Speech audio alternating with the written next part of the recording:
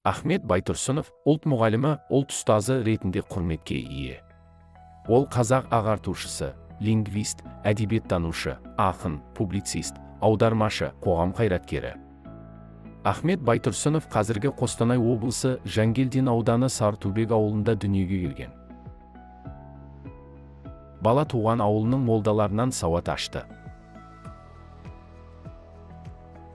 1886 жылы Торғайдағы 2 сыныпты орыс-қазақ училищесіне оқуға берілді.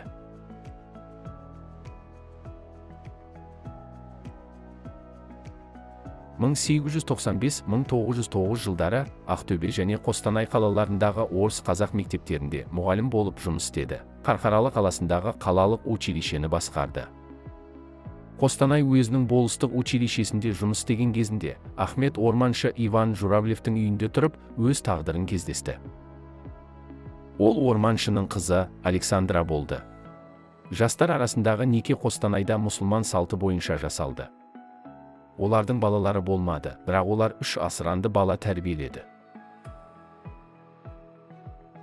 Байтұрсыновтың саяси қызметі 1905 жылдан басталады. Ол 14500 адам қол қойған Қарқаралы петициясының авторларының бірі. 1907 жылы алғаш рет түрмеге түсті. 1909 жылы сотсыз ол Семей түрмесіне 8 айға қамалды. Бостандыққа шыққаннан кейін және 1917 жылға дейін Орынборда полицияның бақылауымен тұрды. Бөкейханов пен Дулатовпен бірге Байтұрсынов қазақ алғашқы жалпы ұлттық газетін шығарды. Ол орыс шаруалары қоныс аударушыларға ең жақсы жерлерді беруге қарсы болды. 1916 жылы қаңтарда Байтұрсынов мемлекеттік думаның мұсылман фракциясы отырысының қатысушысы.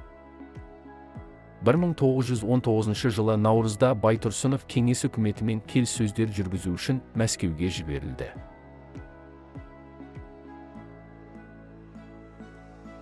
1917 жылы Алаш партиясын құрушылардың бірі және Алаш орда қазақ үкіметінің мүшесі болды. 1919 жылы рақымшылық жасалды. 1920 жылы Байтұрсынов Ленинге хат жазып, Қазақстандағы кеңес үкіметінің алғашқы қадамдарын қатты. 1920 жылы Байтұрсынов Ленинге хат жазып, Қазақстандағы кеңес үкіметінің алғашқы қадамдарын қатты сынға алды. 1921-1928 жылдары халық ағарту институттарында қазақ тілі мен әдебиеті, мәдениет тарихы пәндерінен сабақ берді. Ахмет Байтұрсыновтың еңбектері жаңа әліпби, маса, әдістемелік құрал және тағы басқа шығармалар.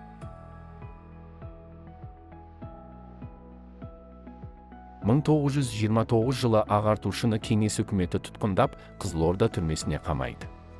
Содан кейін олар Архангельск облысына жіберіледі, ал әйелі асырап алған қызымен бірге Томскке жіберіледі. 1934 жылы сол кезде Қызыл Крест комиссиясында болған Максим Горкийдің әйелі Екатерина Пешкованың қиындықтарының арқасында Байтұрсынов түрмеден босатылды. 1937 жылы қазанда отбасы басшысы қайтадан қамауға алынды. 2 айдан кейін 8 желтоқсанда ол халықтың жауы ретінде атылды.